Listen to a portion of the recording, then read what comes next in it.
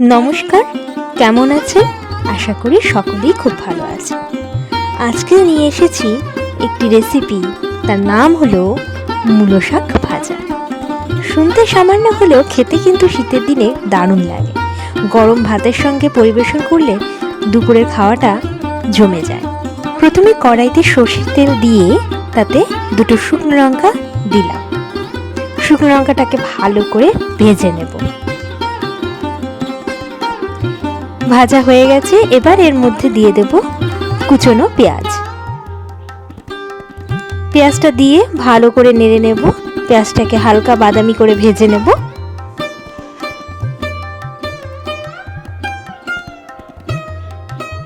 পেঁয়াজটা ভাজা হয়ে এসেছে, এবার এর মধ্যে দিয়ে দেব কেটে রাখা কচি মূলো শাক।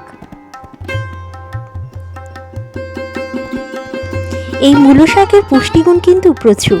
এতে calcium, magnesium, vitamin C, vitamin K প্রচুর পরিমাণে রয়েছে।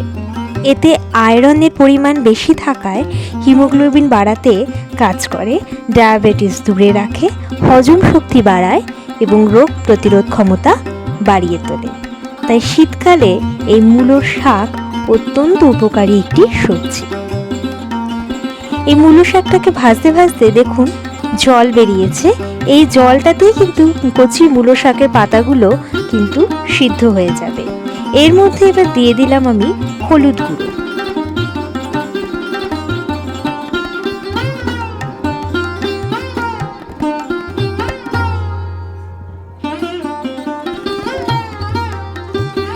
এবার কিছুক্ষণ ভালো মতো নেড়ে নিলাম।